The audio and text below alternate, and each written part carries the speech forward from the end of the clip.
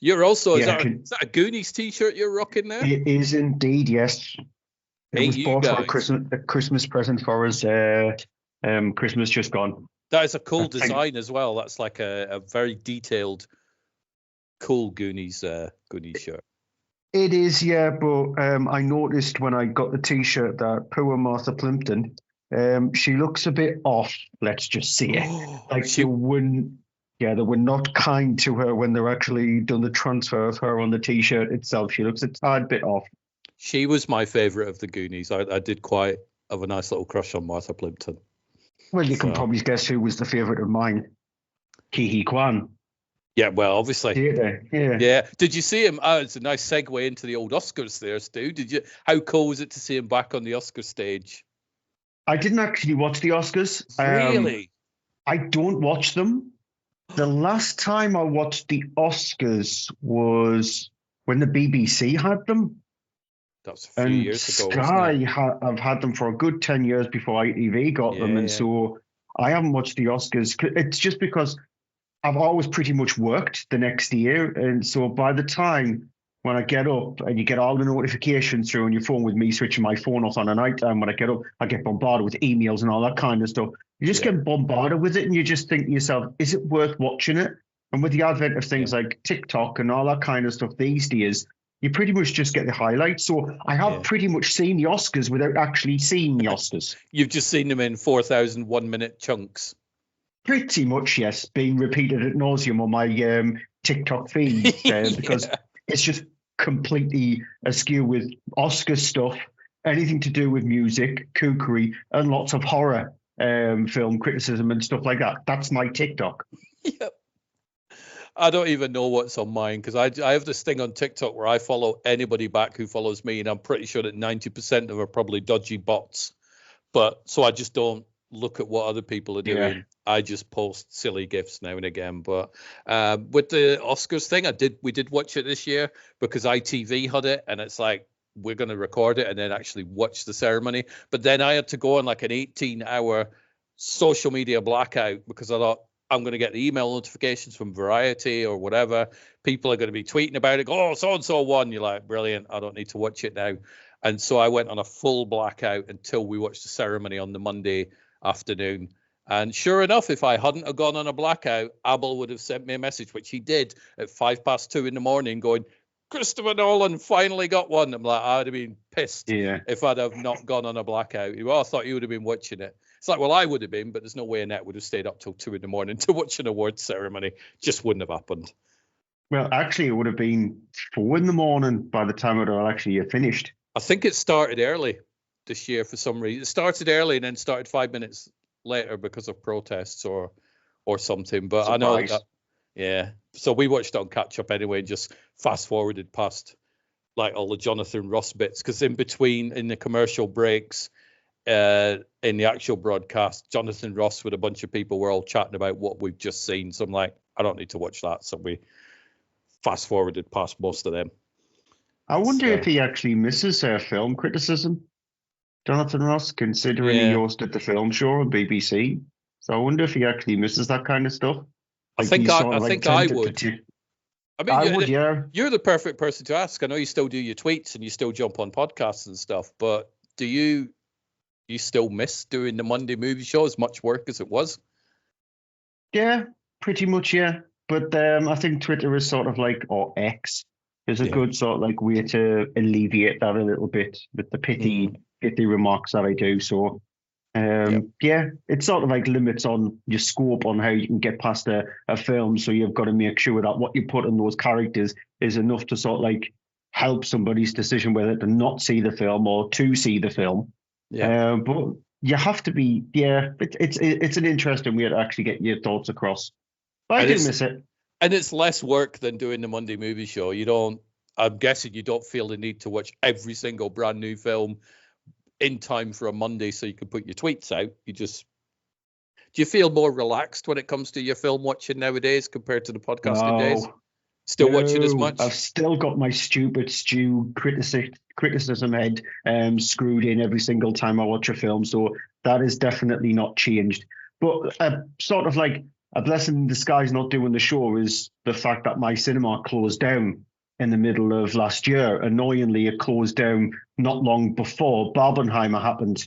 Yeah. So what a time. I think if Barbenheimer happened, I don't think my cinema would have closed down. I think it would have given an excuse for it to stay open. However, reading today, it's going to reopen because it's being bought out by a different company called Omniplex, which is an Irish-based company. And they took over a few of the Empire cinemas in England, and so it's reopening it's reopening in May. But the good thing about Omniplex, unlike with Empire, is they do offer an unlimited card. Empire cinemas don't, because they just charge like a flat fee of like £6 per film. Yeah. Whereas Omniplex, they're actually pretty cheap as well. It's $12.99 for an unlimited card with Omniplex. So that's actually not bad considering how much they normally cost. So I'll be glad that it's going to open again in May, and they're going to refit it out over the time. So it's still going to be open, but they're going to be refitting the screens out with some 4DX kind of chairs and all that kind of stuff. So I'll be happy when that opens. Plus, when looking on Omniplex's website, just so I can get a sort of like an inkling of what they're like, they're obsessed with showing classic films, or what some people would deem classic films, but classic films, just like for a day or something. So if you've never seen them before on the big screen, so like they were doing a lot of 80s films over the last couple of months. So they were showing things like The Goonies and Gremlins and Stand By Me and all that kind of stuff in Omniplex cinemas. So it'll be those kind of films which I've never had a chance to see on the big screen. I might finally get the chance to see them on the big screen. So I was going to ask if you'd ever seen Stand By Me on a reissue or anything like that on the big screen.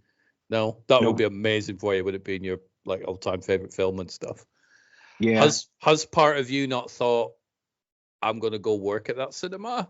Has that crossed your mind even for a split second? Because you would be perfect, even especially if this cinema is one that shows classics.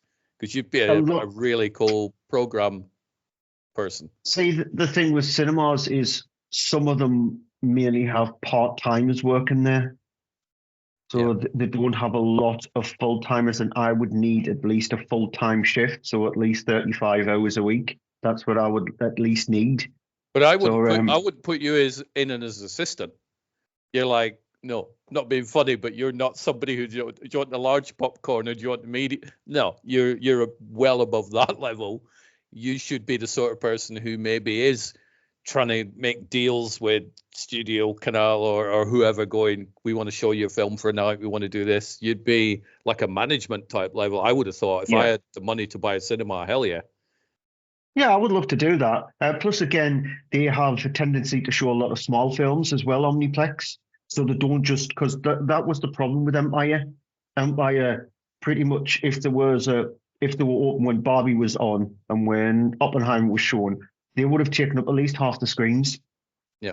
And so those small films would never have gotten a chance. They might have had one shown on a Thursday night, and that's it.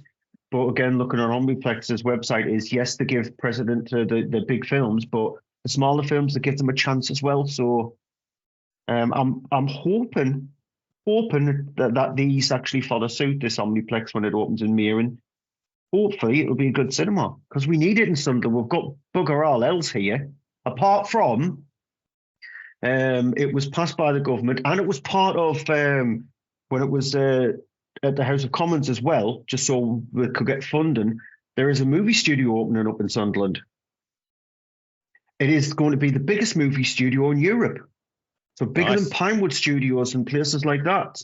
It's opening up in Sunderland at the riverside itself, because there's a huge, massive area along the riverside which is empty. And I mean huge, because it's a shipbuilding city, Sunderland. So there's lots of area itself. So they've developed part of it where there's some homes on there, and the new city hall, which is the council building and things like that.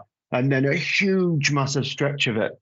They were looking to tempt a movie studio to open up, and evidently there is going to be a movie studio opening up in Sunderland. Nice. So things are looking up movie-wise in the Sunderland area.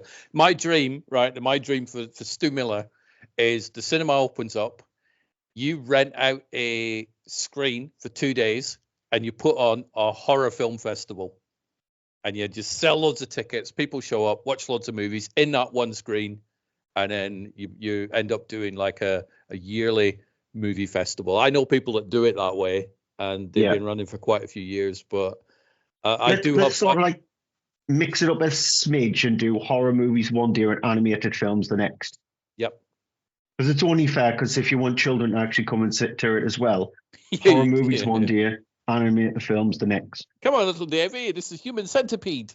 No, none of that. Let's watch the Onania Club. A chance. The Onania Club. Let's finally get that released. But yeah, no, that would be good. Tom Six's films are not welcome at my cinema.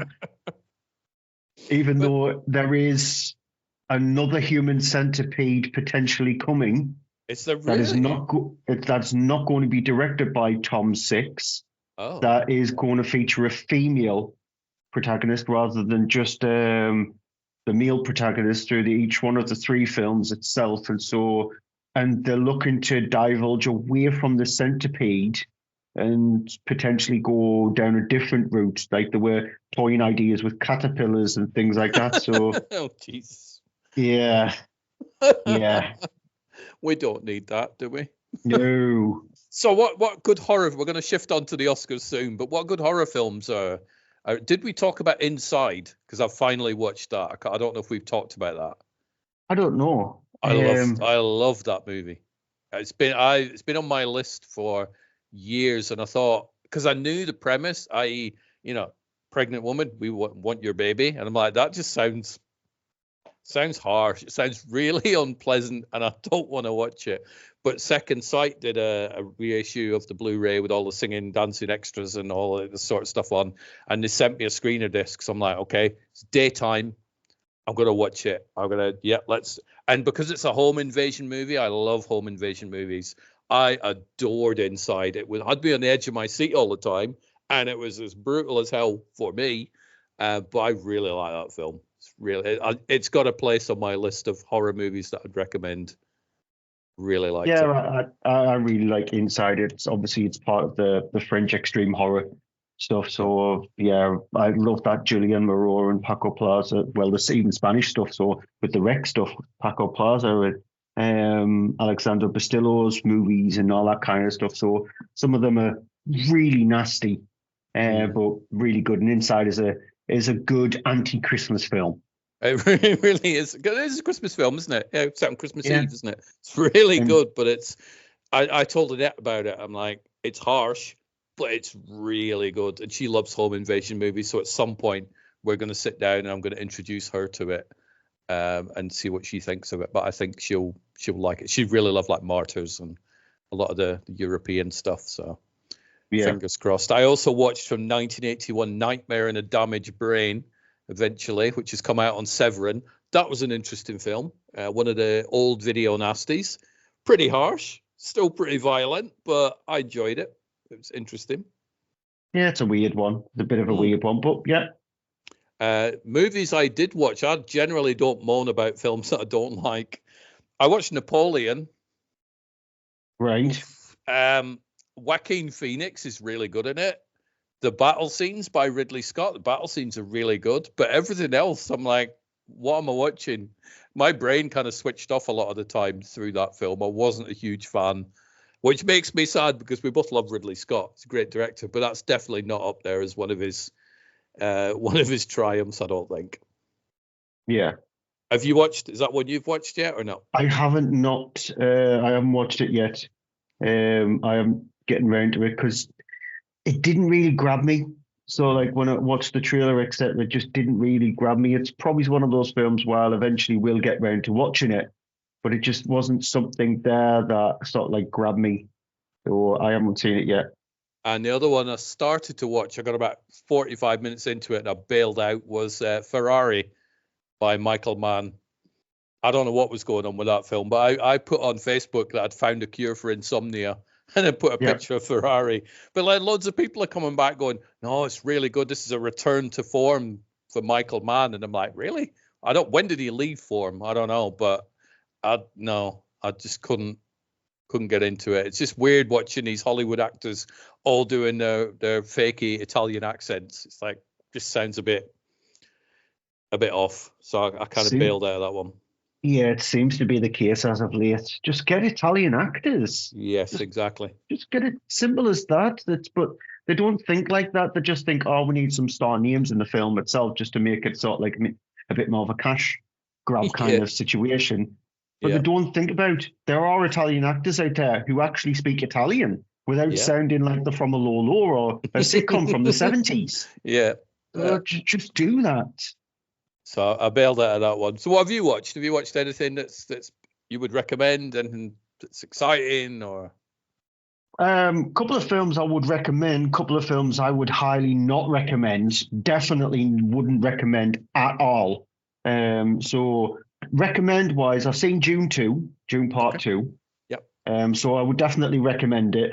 What I found interesting was in an interview with Denis Villeneuve, he turned around and says, "Oh, by the way, you don't actually need to have seen Part 1 to get what's happening in Yes. Part 2." It's like, yeah, you do, I think.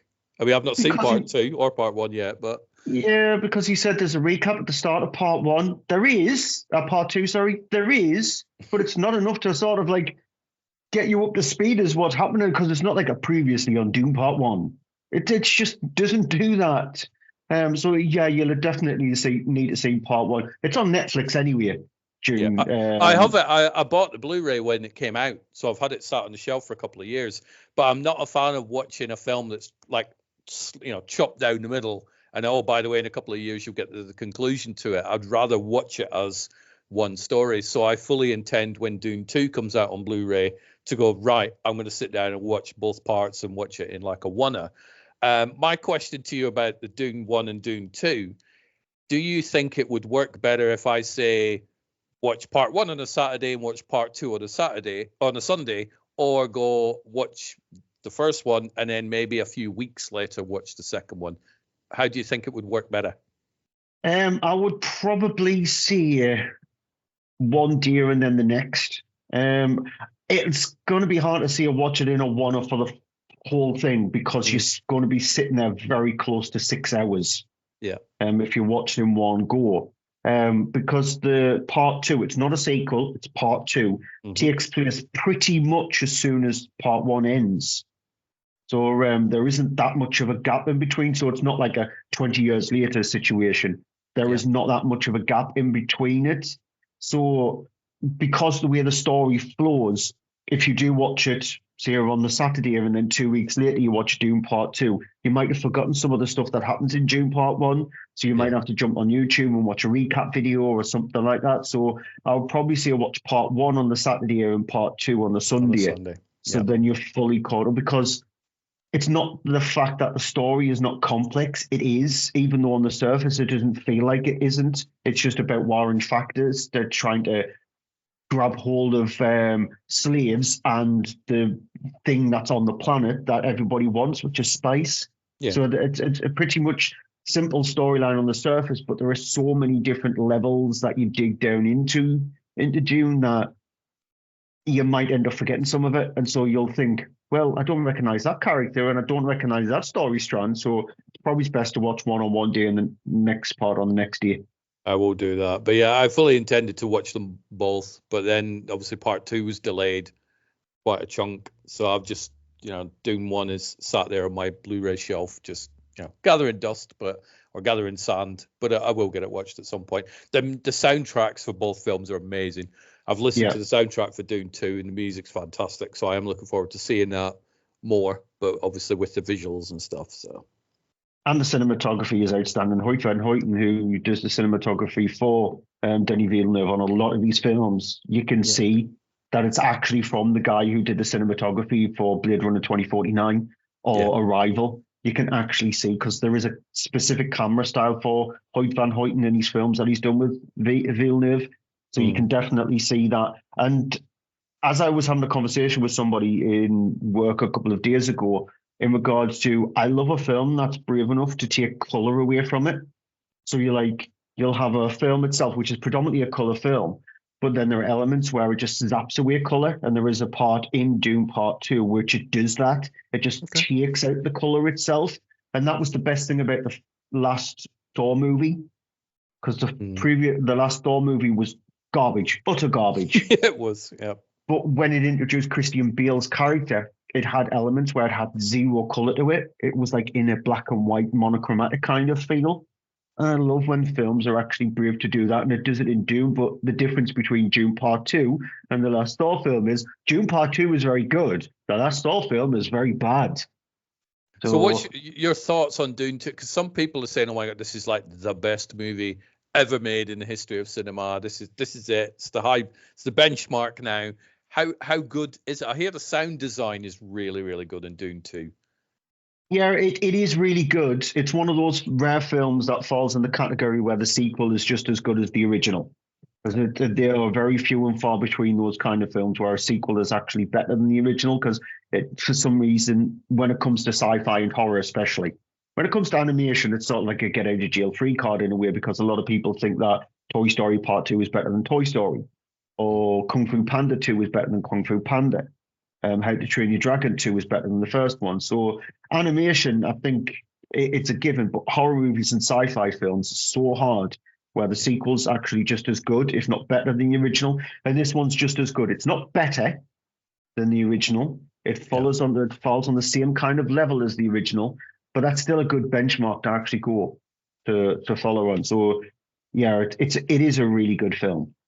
Do you think it'll be like in your top 10 of the year? Obviously it's March, so it's still very early, but potentially depends on, because I might have to actually switch to a top 10 films because I switched to a top 5 and then 5 honorable mentions. But I've got a few films that I've given a 4 to this year, including really Part 2, and obviously a film that got a 5, which was so yeah, All of Us Strangers is still there at a 5. And so we'll see what other films, because there is a couple of films sort of like on my radar that potentially could get a 5 if they sort of like hit me the way I'm hoping they do. Surprisingly, Ghostbusters Frozen Empire is one of them. I'm looking forward to that. I rewatched last night Ghostbusters 2, which I haven't seen for a couple of decades, because I always remembered it, and people do bash it. They're like, oh, 2's terrible. No. And I always think 2's terrible, but I haven't seen it since like 1993 or something. And I do own it. I love the first one. And, I like the other ones, but I was never a huge fan of 2. And then I was chatting to Fraser, and he's like, 2, he prefers 2 to 1. And I'm like, really? You go, okay, well, I'll revisit Ghostbusters 2, because I will give a film another chance sometimes. And I enjoyed it, probably. Not quite as much as I enjoy 1, because I was a kid going into number 1 going, oh my God, there's Ghostbusters and the big screen and the cinema and stuff. And Ghostbusters 2 I watched on VHS when it came out, so it would have been a 15-inch portable TV screen, pan and scan.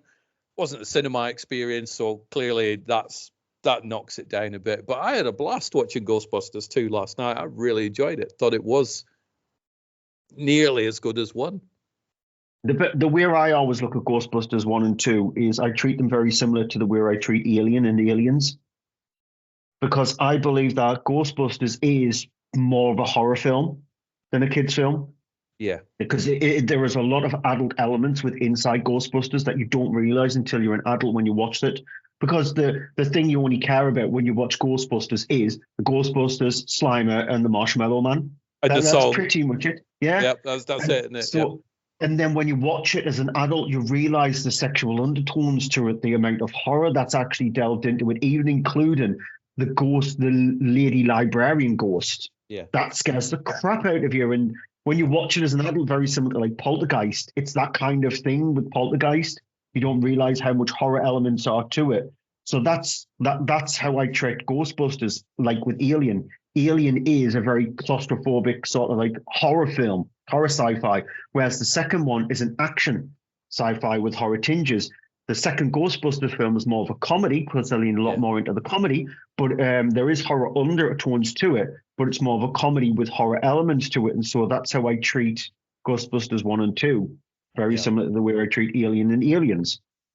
And I love Ghost. Even the remake, the 2016 remake, there are elements of it which is not bad. Because when I reviewed it, I didn't give it a bash, in which sort of like Andy was in shock of the fact that he was expecting me to go on one of those typical Stu rants. But I didn't, because there are elements of it which I do actually like. And I have to admit, the last Ghostbusters film, I cried. So I know this one is not going to make me cry, but if it makes me feel like a giddy little school kid of watching Ghostbusters for the first time, that's what I'm looking for. Exactly. You don't need it to change your life. You just need it to take you back to childhood for a couple of hours. Yeah, and like I said, there were a couple of films this year, especially horror films that potentially could sort of like get a 4, maybe it's a 5. So the ones I'm looking forward to is Late Night with the Devil. Okay, not heard of that one. That is out in a couple of weeks' time, which is sort of like reminiscent of Ghost Watch. Remember Yeah. Ghost Watch, the TV program? Yeah. This is about a 1970s sort of like studio audience TV program about the supernatural and possession. And a girl is brought into the studio to hopefully find out who was actually possessing her. And then things go badly wrong. What's the trailer for it? It's got that very 70s kind of look, and it looks like it has been shot in the 70s. Nice. So, and then there's a film called In a Violent Nature, which is when it was shown at film festivals last year, South by Southwest especially. It got a lot of sort of like praise for how nasty it is, how violent it is, but it's sort of like not nasty in a just like, well, let's throw gore at the screen kind of sense. There is a reason behind it. So that's coming out, and I cannot wait for Robert Eggers' Nosferatu. Yeah. That's out this December. Yeah, that's out late in the year, isn't it? So I cannot wait for that, because Robert Eggers, for me, every single film he's released so far has been a hit. I love all of Robert Eggers' films, so I cannot wait for Nosferatu. So hopefully those ones. Have you seen the trailer for The First Omen? Yes, it looks okay. Yeah, that's my thought. I mean, I love the 1976 Omen. It's in my top 10 horror movies.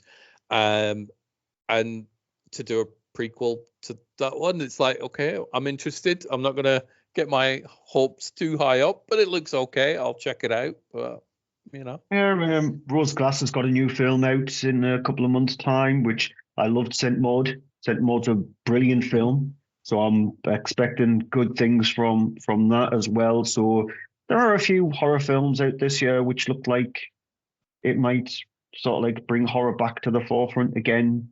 So can't wait for those. And then obviously the announcement of the next Scream film starring Neve Campbell again, directed by Kevin Williamson, who's not actually writing it for some reason. Oh, okay. That is kind of weird considering, Yeah, the guy who wrote the last 2 Scream films, he's writing it. Oh, okay.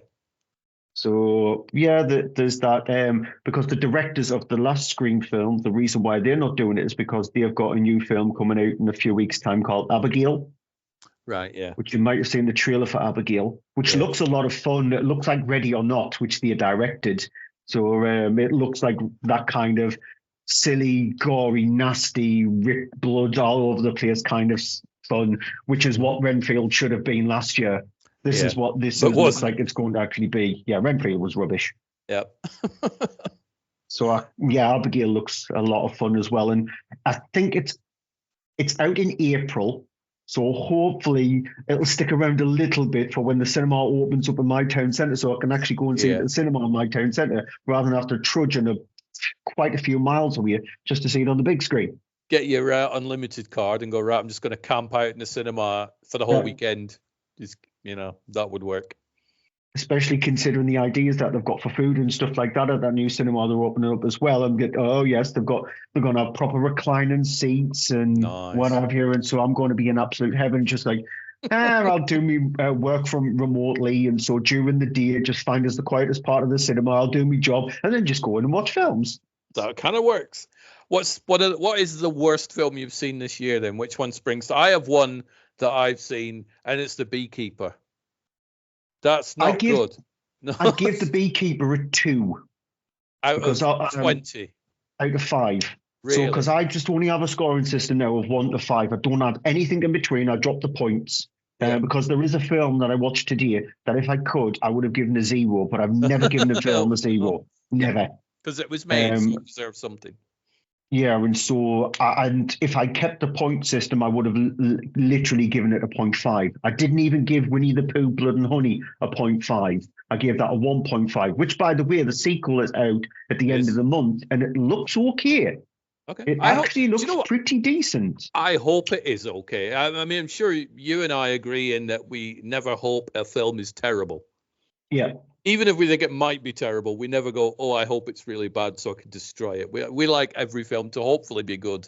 I'm hoping they've learned some lessons from the first one. I'll still go to bat for the first one. It's an okay slasher movie. It's an awful Winnie the Pooh movie. So it's like, depending what you go into with your mindset, I'm all right with it as a slasher. It's not in my top 10 slashers or anything, but it's like, I give it a pass for that. But if you want a Winnie the Pooh adaptation, what the hell? I don't even know what that film was, but you know, Yeah, the sequel's got a budget of $1 million. And it yeah, looks like the director has spent that budget well, because good. it looks like he's cleaned up a lot of films. The costume design looks a hell of a lot better in the sequel. They look a lot more realistic. Like they're not wearing a costume bought at a local store at the end of Halloween. It's like December, and they're trying Yeah, to get rid of all the Halloween costumes. This looks like they have actually spent the time with the costumes and stuff like that and the makeup. And so, yeah, it looks interesting. So we'll see with that. But I gave that 1.5 because of the opening 5 minutes, that storybook opening, yeah, which is brilliant. I yeah. thought that was really well constructed. And then it just went downhill from there. So It just Thelma and Louise off the cliff. pretty So much. But so yeah, there worst are, film. there are two films currently this year which have got a 1 out of 5. The first one is Madam Web. Oh no. Okay. Yeah. What an absolute mess of a film. Even Dakota Johnson in an interview said that when she saw the final cut of Madam Web, she didn't even recognize the film because the film had been butchered so badly by the studio, which is Sony in this case here, that she didn't even recognize it. She did see that she can't even remember doing some of those scenes. And then it can actually tell when you watch the film. It's so butchered badly that it's so bad. It is really bad. One of the worst superhero films I've ever seen. It's made And over 90 odd million though, so on an $80 million budget. So money wise, I think it'll probably scrape through, but I haven't seen anybody really praising the film yet. I don't even think it'll scrape through because you've got to double that at least. So you're looking at Yeah. around about 200 million because they did spend quite a bit on advertising. I think they actually spent more on advertising than the budget of the film itself, Yep. which tells as well because some of the special effects in that film are absolutely atrocious. But that seems to be the given at the moment with superhero films. The special effects in a lot of superhero films, which is not the sort of like give bad thoughts to anybody who works in the special effects industry because it must be such a tough job to work on a big blockbuster movie Yeah. because you are worked to the bone for minimal sort of like support or anything like that and a deadline that's so tight that you've got to try and create a special effects for a $200 million film in 8 months Yeah. and make them look coherent, and it's not possible. So I do not sort of like give them a punch in the back of the head. It's the studios that I give the punch in the back of the head to because it's their fault for absolutely tearing apart some of the good work that some of these special effects creators actually do. Yeah. But superhero films lately, the special effects are absolutely abhorrent.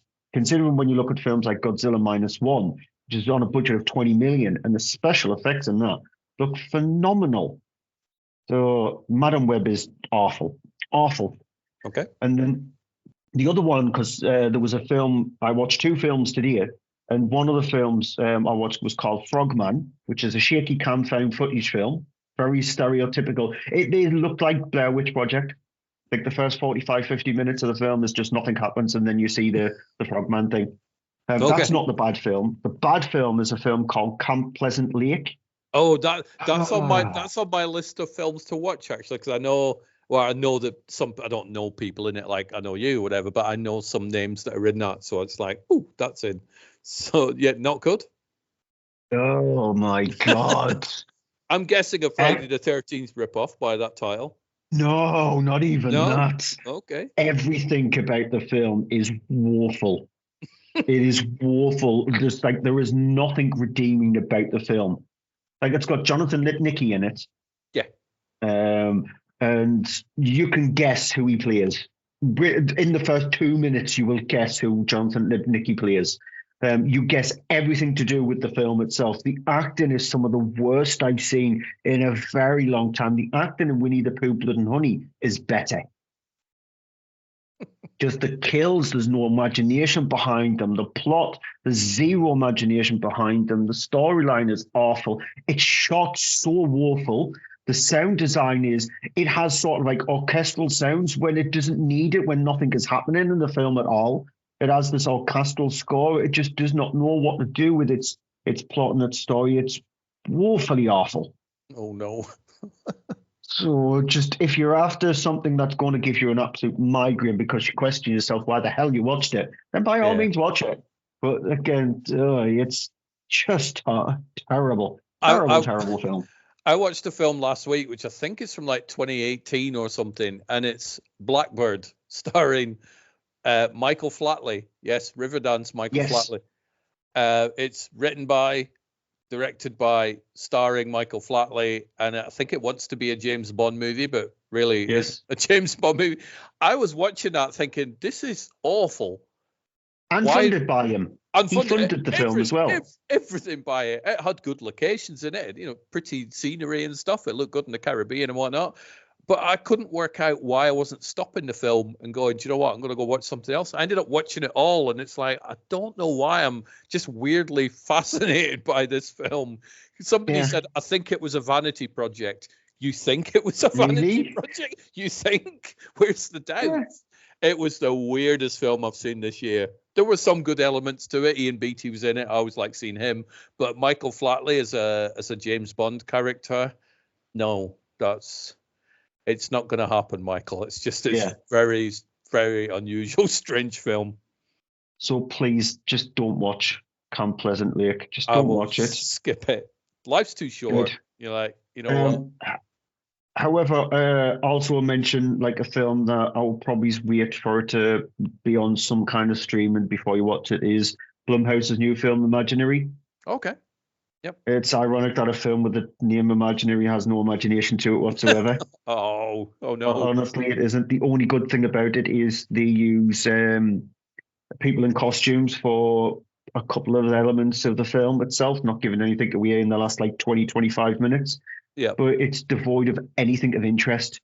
I think what Blumhouse need to do, because they're on a big, huge, massive drop at the moment, what I think they need to do is get rid of Jeff Wadlow.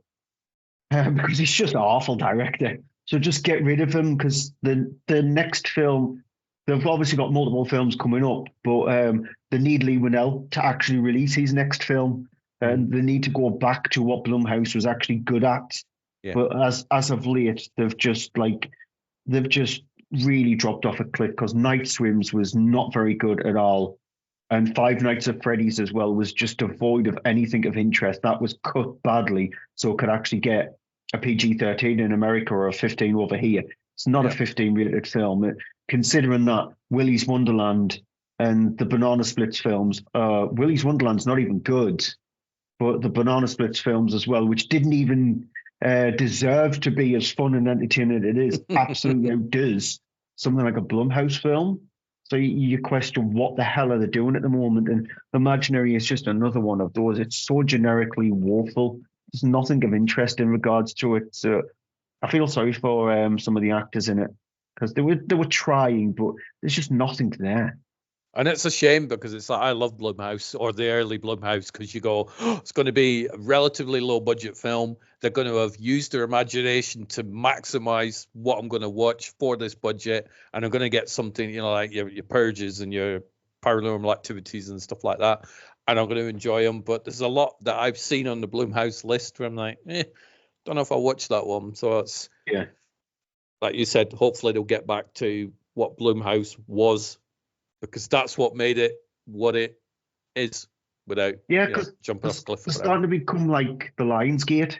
Yeah. Like release a ton of stuff, because Lionsgate, that when Lionsgate first sort of like arrived on the horror scene, you were eager to watch what their next film was going to be.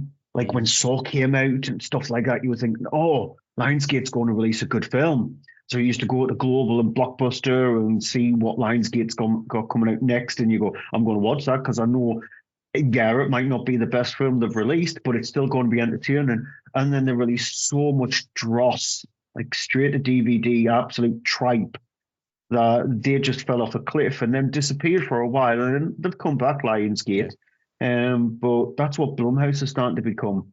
They're starting to become dross. Do you think, because it's like Annette has watched more films when she's been with me than in her entire lifetime, which is something that she says, and she has gone from somebody who just watched films to going, oh, so and so wrote and directed that one, I know that. So she's starting to know names. Yeah. Blumhouse she was a big fan of. She get very excited when Blumhouse logo comes up. But then the other day she was watching a bunch of trailers online, and she's like, oh, A24, I want to watch a whole bunch of A24 movies. And so we're going to go delve into their filmography and, you know, pick a bunch of A24 movies. But it was quite interesting to hear her go, I want to watch A24. Whereas years ago, she knew, when she was a kid, she thought Spielberg was the only director. And I'm sure many people thought that. But now she's like, oh, that studio, I'll watch that. So she's a proper geek. I'm the same with A24 when I see that A24 is behind it, or Neon, because I think what Neon actually released as well, because they've got a new one coming out, Long Legs, with Nicolas Cage in it. And the trailers, the trailers that they released for that were brilliant. And the full trailer that they released for it looks really good. So I can't wait for that. And they're not releasing the new, M. Night Shyamalan's daughter has got a new film come out called The Watchers. We saw the trailer for that, and it's like, that looks weird. I don't quite know what it is, but it looks weird and interesting, and yeah. I'm eager to see that as well. But yeah, I'm the same.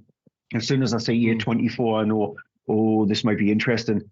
Because they don't just do horrors, they've got a good sort of like breadth of loads of different weird and wonderful things. And so for me, yeah, as soon as I see A24 on Neon, I'm going, oh, I actually want to watch that one. Interesting about the Neon, because they did some of the Brandon Cronenberg stuff, didn't they? I think. Yes. Yeah, so I've seen their name pop up, but yeah. So. And the only other film I want to mention is an animated film which hasn't got a UK release date yet. It was actually nominated under the animated feature films at the Oscars, which is Robot Dreams, which is a French film, silent, so no speaking in it. It's got music in it and noises, but there is no dialogue. So Denis will love that then. Denis Villeneuve, he will love that, because who needs dialogue? We don't need dialogue. Exactly. But it is just about, because all characters in the film itself are animals. So it is about this dog who is alone, has no partner, pretty much has no friends, etc. And one night sitting on the couch watching TV, pretty much it's everyday thing that it does. It looks across the road and sees in there another building, this couple just enjoying their night. And then all of a sudden, an advert comes on the TV about a robot friend that you can purchase. So he purchases this robot friend. Their friendship sort of like blossoms until one day when at the beach, the power runs out on the robot. And so both the dog and the robot are split, because the dog can't get onto the beach because the beach gets closed off for the winter. And so the robot's there, and sort of like it manages to get away from the beach to try and find the dog. And the dog is sort of like every now and again trying to get back to the beach to get to the robot. But it's just, you see their lives in that 8-month gap where they're both apart to see if they will actually come together. And it's beautifully animated. It's 2D animation. It's gorgeously animated. The sound score is just absolutely phenomenal as well. So can't recommend it enough. That film sounds like it's one that would make you cry, I think. It's a comfort film. As long as it's well done, which it sounds like it is, I think that's one that would like make you well up or whatever. Yeah, it's a comfort film. Like, it doesn't need the dialogue. The only little qualm I had with it is it's a tad too long. Like, it could have about 10 minutes just chopped off it, and I think it would have been a little bit more tighter. But that's the only qualm I had with it. But it's a beautifully animated film, and just reminds you of loneliness, and when you do have somebody who's got the same kind of likes and things like that with you. So friendships, when you do manage to establish that with people, it sort of like reminds you of the pluses of that as well. So it is a joyful little film whenever it gets released here in the UK. Noted. Yeah. So how did we do on Oscars? Firstly, what's your thoughts on this year's Oscars? I know you didn't watch the full ceremony, but you've seen most of it on your TikTok channel. Yeah. Things that you liked, things that you thought, didn't. I think it was a bit of an obvious year. I think it was a bit of a safe year, actually, with a lot of the winners and stuff like that, because it was a lot of the ones which a lot of people predicted, bar a couple here and there. So it wasn't the fact that there was any controversy when it comes to the winners. It's just obviously from the TikTok videos that I saw, the controversy was the in memoriam section of part of it. I've never really been one of those that watches the Oscars and then goes, right, I'm annoyed. I need to tell everybody how annoyed I am. But the in memoriam section did annoy me in the way they shot it and the way they did it. It was, and I'm sure you've seen clips of it, but they show the in memoriam people on screen, so we see the faces. And I don't know about you, but I watched that section so that I could see the faces and go, oh, that person, and I missed that person, and oh, I didn't know they'd passed away, and stuff like that. It's the whole point of the in memoriam section. And they kept cutting to close-ups of the singers on stage, and you wouldn't see who was showing behind. So you're like, get back to the fucking wall. What's wrong with you? And then there was all these dancers on stage, and you're like, stop distracting from the wall. The wall should be the sole focus. And if I was designing the in memoriam thing, have one vocalist or one musician, somebody with a violin or something, over on one side, playing the music while people look at the wall. And Tom Sizemore was missing again. They missed him last year. They missed him this year. So Tom Sizemore is never going to be on that wall. And then the very last part of the in memoriam wall was the big video screen with about 50 names on it. And he just went and spat them all on there. And it's like, you couldn't read all of those. And they also put a QR code up in the corner when, if you want to see the full list of people who've passed away, scan this. You're like, really? Come on. It's a 4-hour ceremony. Just spend an extra 3 or 4 minutes showing these people, people like Burt Young and all that. Give them the proper send off. So I got very annoyed at the in memoriam, the handling of that. So that, from what I can gather, was the only negative thing about the Oscars. Some of Jimmy Kimmel's jokes didn't land, which is normally the case with a ceremony like that. But that's fine. Nothing controversial where there was a slap involved or somebody getting assaulted. No, it's like, who's going to hit who? Nobody. No fights this year. Come on. Because Will Smith is banned for 10 years anyway, so there was none of that. So when it came to the awards side of stuff, it was just a bit of a vanilla kind of year, which I think the Oscars in a way were hoping that it was going to be like that, and then they end up shooting themselves in the foot multiple times with the in memoriam stuff. So well done. You can't get through a year without doing something stupid. No, and it's not even nitpicky. It's not like, I don't like these people who go, this is an outrage because so-and-so should have won and they did, and they... That's, people vote. Sometimes you're going to agree with them. Sometimes you're not. That's the way things like these work. So there was nothing like that. But the in memoriam thing was bad. There were a couple of misfires with some jokes. I think Octavia Spencer and Melissa McCarthy had a bit of a thing that was like two very funny people telling unfunny jokes that went on too long. And you're like, okay, it's a bit cringy now. So there was that. I didn't mind Kimmel as a host. I thought some of his jokes landed, some of them didn't, but I thought he did quite well. Thought he was okay. Mm-hmm. The pace of the show felt really well, because usually, I'm sure you've watched Oscar broadcasts in the past where you're like, oh, God, how long has this got to go? This feels like I've been watching it for 7 hours. It flew by. So the pacing of it was pretty good this year. I did like the fact that they brought out previous winners for like some of the main thing. So it's great to see Sally Field there. Michelle Yeoh came back. So that was quite nice when they did that, because it reestablished some of the sort of glamour and tradition of the Oscars, rather than trying to make it, hey, look, we can be hip and modern. It sort of it harked back to the way the Oscars used to be, a bit of prestige. So there was that. But yeah, all in all, I think it was a decent event and ceremony. So I was quite happy with it. From what I can gather, it was. But again, a few things need to be tightened up and things like that for next year's, and hopefully they learn from their lesson. Yeah. So hopefully. but I don't know if they will. They Get might. the in memoriam section right. That's that's not difficult to do, to get that right, but they always seem to mess that up at least once every year. I don't know why. Yeah, and what I also find funny is the fact that it was actually held on Mario Day. March the 10th is Wow. known as Mario Day for March, MAR, and then 10. Yeah, Okay. Mario Day. Yeah. But I think it was Ken Day, because Ryan Gosling's performance of I Am Ken was brilliant. Yeah. It was very, very funny. So I was chuckling and whatnot with that. So the question is, who got more? Yes. So you absolutely killed me when it came to the BAFTAs, and like yeah. there was like killed me, and then you're pretty much decimating my body into tiny little ounces of sand grains and stuff like that. Because the score for that was I got 5 correct, and you got 12. So you absolutely destroyed me. However, yeah. the Oscars was a different kettle of fish because it was so close. Yeah. So I'll go through them, each category. No, obviously not reading out all the nominations because we could be here again for another hour or so. And then just see who the winner was and when we got points.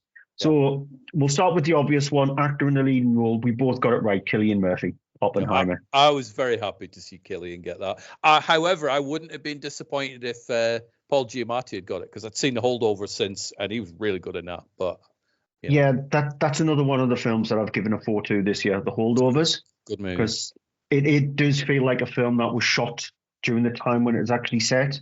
Yeah. And so that's another thing that I absolutely love in films itself. If it feels like it's shot in the time that it's set, it adds that little bit more of a character to it. And yeah, I'm not a huge Giamatti fan. He's one of those actors that could potentially grate on me a little bit.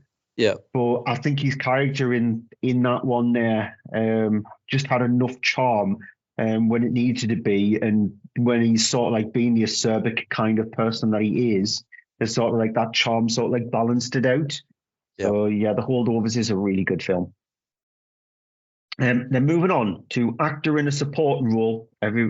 So we either went for Robert Downey Jr. or Ryan Gosling, and it was Robert Downey Jr. who actually won it. Yeah. So that was a point for me. Did I guess Ryan Gosling? You did indeed, yes. You guessed Ryan Gosling for Barbie. Okay. Then actress in the leading role, nobody got it because nobody expected Emma Stone to actually do it. So Emma Stone was actually the winner. And then actress in a supporting role, it went to Devon Joy Randolph, which she was just so happy with that. Again, there was sort of like nobody knew who was going to win it for that because it could have been anybody in that one there. Once I'd seen The Holdovers, I'm like, her, Divine, give it to her. But I don't think I'd seen The Holdovers by the time that we'd initially done this. And then animated feature film, we both guessed The Boy and the Heron and The Boy and the Heron. Yep. That was a tough category because I had obviously seen all 5 films in that category there, and drop out Elemental because Elemental is a very average film. The rest definitely deserved it. Then cinematography, it was between, I think the 2 big ones there were Poor Things and Oppenheimer won that one. So that was a sort of like an obvious one between those 2. Costume design, that was Poor Things, that won costume design. Because again, we were looking at sort of like a couple, Barbie and Poor Things were the 2 we went with, and Poor Things was the winner. Directing, we both got that right. Oppenheimer, obvious. Documentary feature film was 20 Days in Mariupol, which we took stabs in the dark for that one. Yeah, we did. It was either 20 Days in Mariupol or Bobby Wine, the People's President. Documentary short was The Last Repair Shop. So again, we took stabs in the dark for that one because we had the clue. Film editing, we both went with the same one, Oppenheimer. So Oppenheimer won. International feature film was either between, again, we didn't know, but we either selected Society of the Snow or The Zone of Interest, and it was The Zone of Interest that won it. Yep. Still not yet to see it, which I do actually want to see that film. I do. I want to watch that as well. Original score, Oppenheimer. So amazing we both went with that. Very happy when Ludwig won that one. Original song, it was either between I'm Just Ken or What Was I Made For, and What Was I Made For from Barbie won that one. It was only ever between those two anyway. Yeah. Best Picture, we both got it right, Oppenheimer. Yep. It's the front runner and never stopped being the front runner. Production design, we both got it wrong. Because it was Poor Things that one, production design, which I think we were umming and ahhing over that as well. Animated short was War Is Over, inspired by the music of John and Yoko. Again, we both got that wrong because we either went for 95 senses or Our Uniform. Live action short film, we both got it right. The Wonderful Story of Henry Sugar. Yep. Which, by the way, Netflix is actually turning into a full-length thing. Really? Because it was the Roald Dahl stuff on Netflix. Yeah. And so I think it's this week where they're actually stitching it together and releasing it as one full thing. Oh, so it's just all the short films, but as one thing? Yeah. All right, okay. So I've already seen them then, so that's fine. Visual effects, it was between two, and so it was either Godzilla -1 or Mission Impossible Dead Reckoning. So Godzilla -1 won that one. Yeah. Adapted screenplay, we both went with Oppenheimer, but American Fiction won it, which surprised a lot of people. Mm-hmm. Which I'm so glad it went to something like that, not Barbie. Yeah. Still don't get why. And then original screenplay went to Anatomy of a Fall. So we both guessed either The Holdovers or Past Lives. I was wanting Past Lives to actually win something, and it didn't. So Anatomy of a Fall won that. So the total scores were you got 10, I got 13. Oh, that means you've got to pick something. I'm actually happy that you've got to choose something for me to watch, because Rob asked me earlier on, he said, what are you going to get Stu Miller to watch? I'm like, I don't know yet. I'll have to think on that if I, in fact, win. But I didn't, so I wrote down a list of 4 films. Okay. And I was being really nice. So there is no obscure, very straight, really weird horror films or anything like that. Yeah. So obviously on my list is My Life as a Courgette, because I still don't know if you've seen it yet. No, I haven't. I said that to Rob. I went, knowing him, it'll be something with a courgette in the title. So maybe that one. The next film on my list, I'm certain you have seen it. Have you seen After Sun?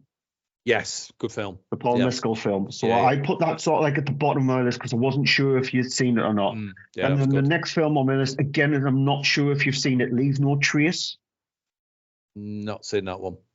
That's the father and daughter film released in 2019. They both live in the woods. Yes, I have seen that. Because who's in that? Who's the main guy? The main guy, because he's got a bit of a beard, doesn't he? And his daughter starts to get a bit like rebellious-y teenager and go, I'm off. Yeah, I have seen that. That was really good, actually, that. And so the other one is, I'm guaranteed that you haven't seen this film because very few people have seen this film, and it is available on Netflix. And I highly, highly, highly recommend it. Is I Lost My Body. Okay. It's an animated film on Netflix about a disembodied hand that tries to find its body. Okay. I might watch both. I'm going to finally watch the courgette one. But I'll also watch. I lose my body or I leave my body. I lost my body. I lost my body. Right. Okay. I'm gonna watch them both. It sounds like a comedy and it sounds like a horror, but it's not. I Lost My Body is more of a drama, and it is phenomenal. It's annoying to me that nobody has seen that film. Every single time I mention it, nobody has seen I Lost My Body. But it is an outstanding little animated film. It is available on Netflix, so it's easy to find. And so courgette's only in it. Courgette's only an hour, so 61 minutes. 61, so that's fine. So yeah, I'll watch them both. It's written by Selena Seymour, and she is just a phenomenal writer. She is absolutely phenomenal writer.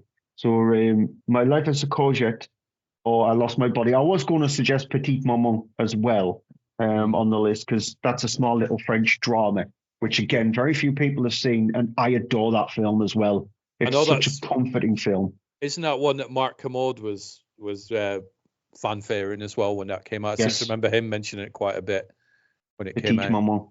But yeah, it's a phenomenal little film where not very much happens in it, but it's such a comforting kind of movie. But yeah, I Lost My Body or My Life as a Courgette.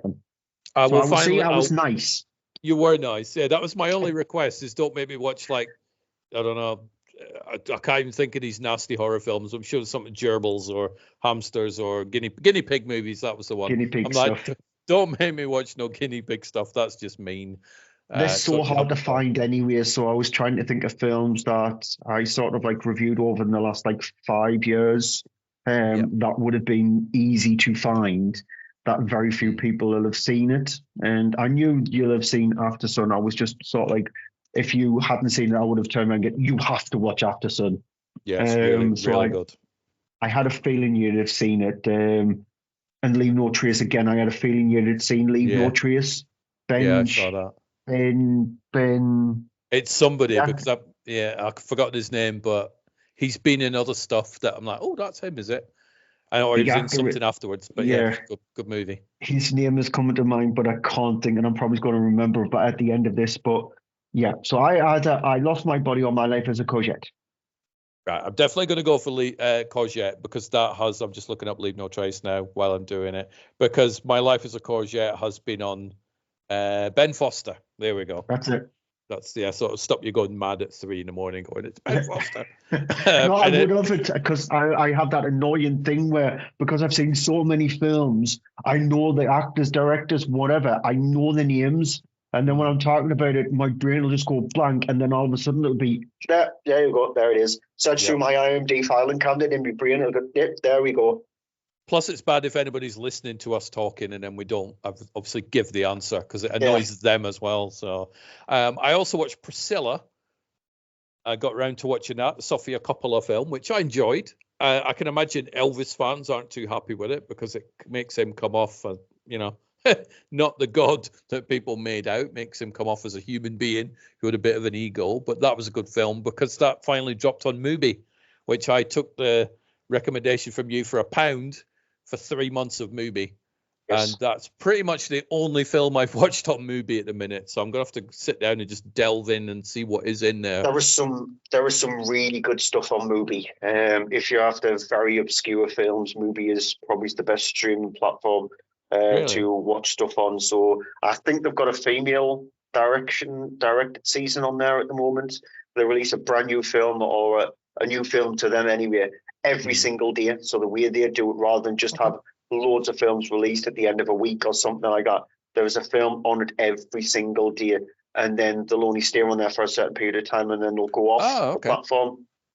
So it's an interesting one. So it's not so much like Netflix that just dumps it on it and it's there for years, pretty much. No, they sort of revolve their stock. Unless it was a film that is championed by Mubi, so they are sort of like distributing it or involved in it heavily.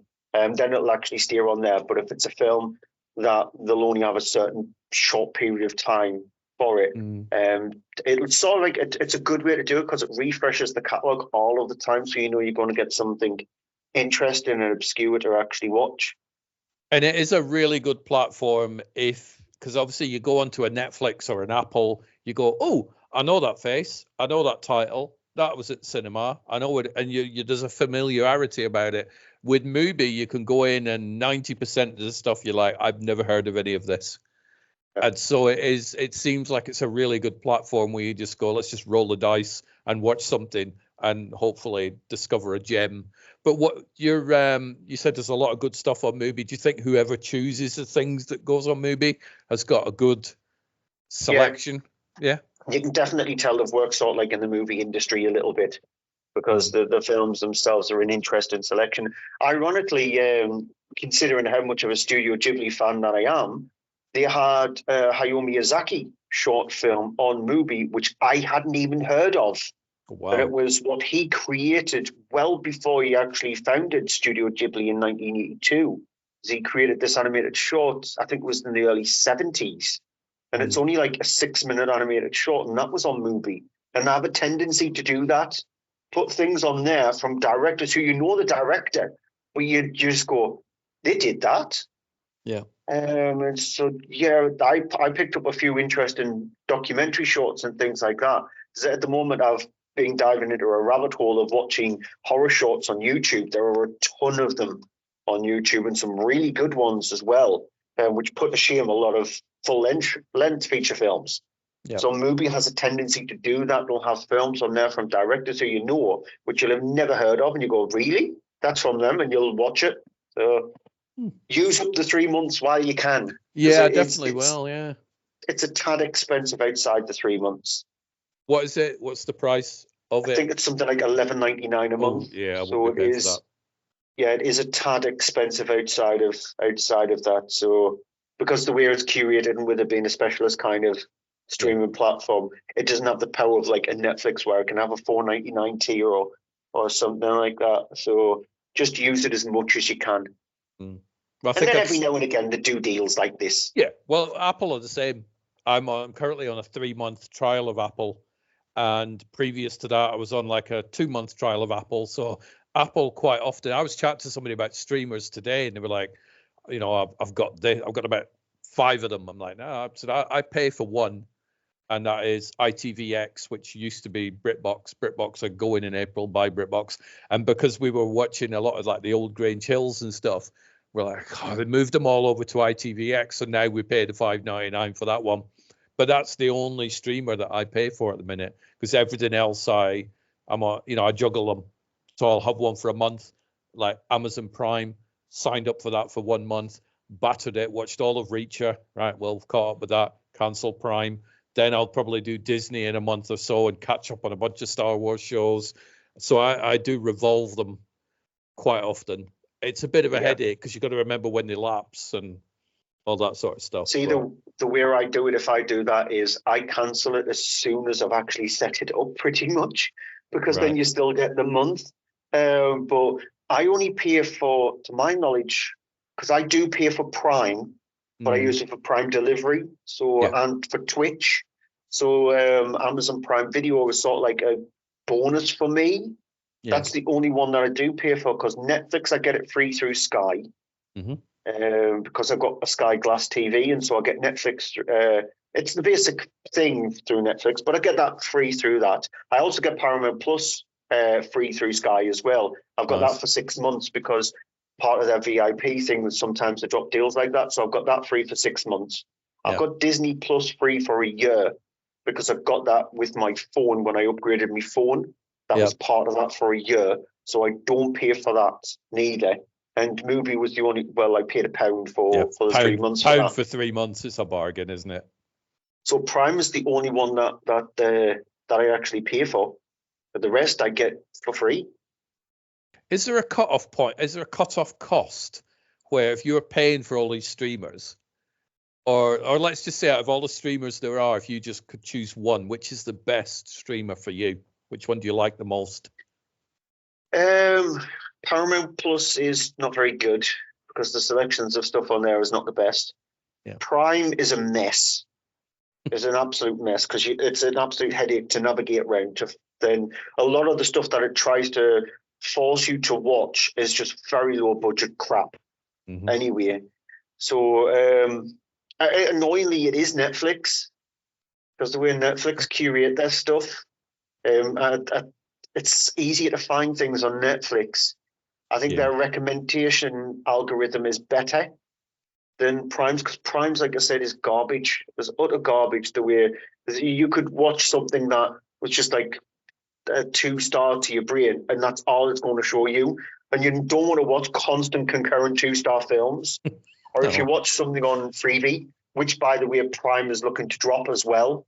Yeah, I dread that. But if you watch something on Freevee, it just gets shoved down your throat that, you need to watch this on Freevee, or you need to watch that on Freevee. And you go, no, I watched one film on that, which was that War of the Worlds film, which I know you liked and I absolutely hated. I quite liked it, yeah.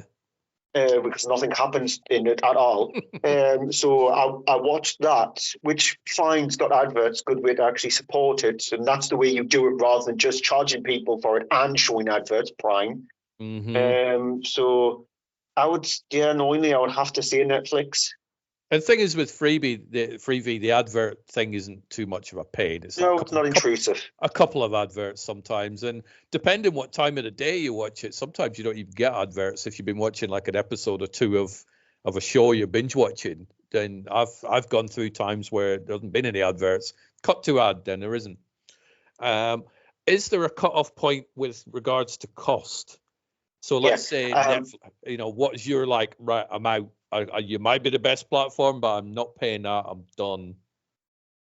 See, the problem with Netflix is a lot of people think that they need the top package. They need like the $17.99 package with 4K, HDR10 plus, Dolby Atmos, etc. Yeah. But what kind of setup have you got in your home? that's going to support that. Yes, you've got a 4K TV. Most homes do actually have a 4K TV now. But can your brain discern between 1080p and 4K to a normally average viewer? You would, because your TV that you use it to watch things like football, or you might watch the soaps, which has dwindled a lot, or the news or whatever. And none of them, apart from football, are sort of like needs 4K. And so when you watch a film, if you put that film on a 1080p stream, are you going to notice the difference? A lot of people know you don't know the difference unless you constantly watch films, which I do, and I can definitely spot the difference and hear the difference between a Dolby Atmos film and a film that's only outputting in stereo. I can definitely discern the difference, but not the average viewer can't. So when you're charging £18 for those features, a lot of people don't require them. So even the ads tier, because I'm not on the ad tier yet, because they are going to drop. The one I'm on is called Basic, which is the one that comes free with Sky, and you can't subscribe to that one anymore. Yeah. You can only have it if you're on it. So I don't know if Sky's going to make a deal with Netflix to bump me up to the next one, or if it means that once they drop that Basic one, which they are going to probably get rid of it, if I'm just going to be dropped onto the ad tier one and find out what that is like. So I think $17.99 a month is way too much for a streaming platform. Yeah, it is. Even music, and this proves a point as well. A lot of people have heard of Tidal when it comes to music. It's sort of like it was the music platform which outputs in the best bit rate, so you get the best audio. So the way they did it is the basic package was, I think, was $12.99 a month, and then you could subscribe to one which was £20 a month, where you got the best audio. If you're on iPhones, though, you don't get things like LDAC or anything like that, so you're not going to have the facility to be able to actually output in it. Whereas on Android, you do get things like LDAC and 24-bit sound, etc. Now, Tidal have done the weird thing, unlike all companies out there, they've done the weird thing of actually dropping that £20 tier and actually putting it in the $12.99 one. Okay. So now people who subscribe to the $12.99 one are going to get the best sound, and they don't have to spend another £8 a month. Yeah. And so they've done the rare thing, and I would love it if other like streaming platforms, they're never going to do it, but if streaming platforms, instead of going, we'll have an ad tier at $5.99, and then we'll have one without ads at $8.99, and then we'll have the best tier where you get 4K and Dolby Atmos at $15.99. Just stop being greedy twats and actually drop it down to $8.99, and you'll get a ton more people subscribing to your platform. So you'll make the difference there, because the amount of subscribers that's dropped off on Netflix is ridiculous. So, I used to have Netflix for many, many years, since back in the day when you used to send DVDs out. So that's how long. I haven't had Netflix for probably 18 months to 2 years. Don't miss it. Or as it was called, it was called Love Film before it was because Netflix bought Love Film. Yep. And I don't miss it. It's not, periodically, yes, if a new Cobra Kai series drops, I might jump in for a month. Do as you do, cancel it as soon as I've subscribed to it. Watch Cobra Kai, then I'm out again. I've sort of weaned myself off this feeling of you've got to have Netflix because everybody else has got Netflix and there's nothing else that anybody's going to be talking about. I have not noticed a difference in the stuff that I'm watching by dropping quite a few streaming platforms. I'm still way snowed under by movies that I need to watch. So, and I'm saving a fortune. Exactly, which we need to these days. We do. That's when everything is going up in price, and now it's coming down. Christ, I sound like the people who actually ring into the call center where I work. Virgin Media, I'm with it at the minute. They're putting mine up 8% next month. So I'm like, same. Fuck. So I tweeted out. I think I tweeted out, not at them because I didn't think I'd win anything. I'm like, looks like I'll be looking for somebody else in the future. And they came back with the whole, competing markets and we still give a great product. And I'm like, I am not arguing at all that you give a good product. I'm very happy with Virgin. No issue with sometimes the internet goes down. Oh, whoop-de-doo. So does everybody's internet. Give me a break. I'm very happy with the speeds and all sorts, but it's like, I'm paid £64.50 at the minute, and it's going to go up 8%. I'm like, okay, maybe I need to look smartly at something else because that's just for my internet. I pay £54 for mine currently at the moment, and I get 1 gig. Yep. And that's just £54 is a chunk. That's a Yeah, just because I'm on a deal with them until December, which we'll see what happens in December. Because there are other avenues. Because surprisingly, Sunderland are a test bed city when it comes to broadbands and stuff like that. And so a lot of the high speed broadbands, because we've got one in Sunderland called City Fibre, which I think for like 30 quid a month they do a 1 gig package. So if they can't offer me something, I'm going to switch. Same. So, because I need it, because I'm going to be working from home permanently very soon, and so I will need something that is just will not drop. Yeah. So, are you looking forward to working from home permanently? No. I prefer to get out of my flat, because it's just like I would be spending 95% of my time in my flat, which is very disconcerting. So I prefer, because. But you're getting a cinema back, and you can get an unlimited card. You go out and mingle with people. Then I prefer the walk to work. It's 3 miles walk to work and 3 miles walk back, and I prefer that, because that's my sort of like, I don't have to speak to anybody kind of thing. Stick my earphones in and listen to somebody screaming at me through the earphones rather than just screaming at me about home insurance. So I've got that, but because More Than, who I work with, has been bought by Admiral. And so Admiral are taking over us. Their thing was we have to permanently work from home. So when I switch over to Admiral, I have to permanently work from home, which I'm really not looking forward to. So, I didn't mind it. Annette didn't like it. She preferred to be in the office. But I, from a time point of view, and I get where you're coming from, it's nice to get out and just be forced to have a conversation with people, because otherwise we just sit at home and don't have conversations. But I quite liked working from home, but I also hear what you say about it's nice to get out, because it is nice to get out and whatnot. So So when's your next music thing coming up? Gig wise, I've got one in May. Going to see Tenacious D. Nice. Yep. So seeing Jack Black in May in Leeds, and then I've got Download Festival in June. Nice. So you've got a little bit of a breather, and then you've got obviously a busy May and a busy June. Yes, which I can't wait for, because I love the hallowed grounds of Download. Yeah. Nice. And are you meeting up with the same bunch that you've met up on previous years, or? No, there's going to be 16 of us. And a few people, it's going to be their first Download.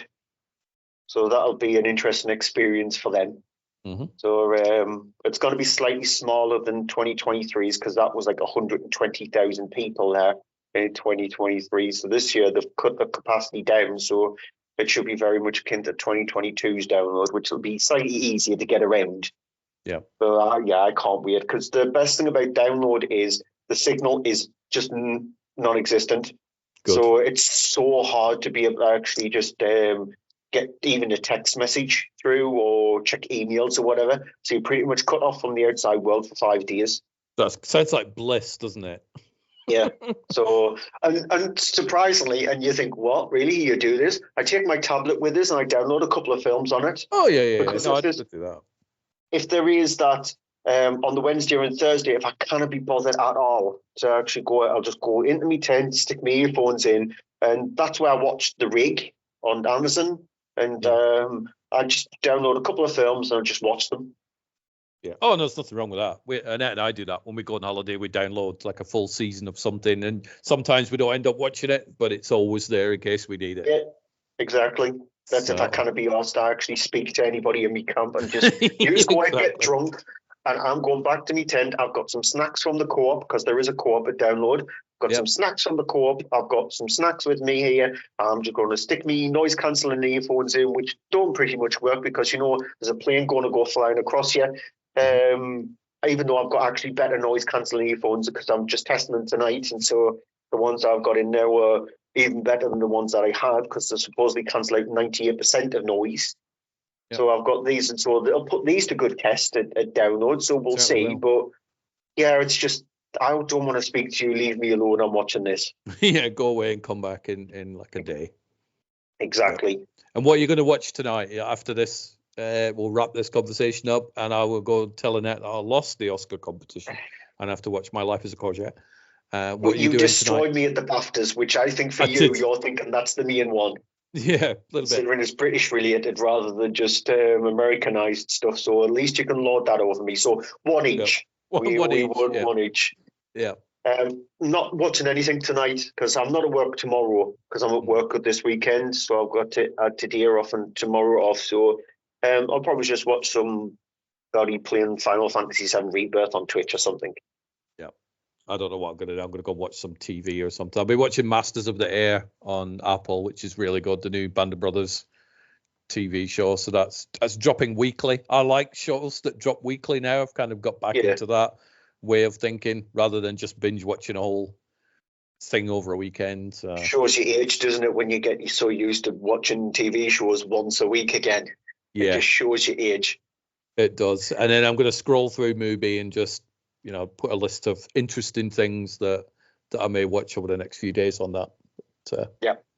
Right. I shall leave you to it, Stu, but thank you for kicking my arse at the Oscars. It's, not as bad as you did to me at the BAFTAs. So. Not as bad, but, I still lost. So, but I will be watching it. I'll be watching a good film out of it. So it's not a total loss. And you've just had me slightly intrigued as to what you would have chose for me.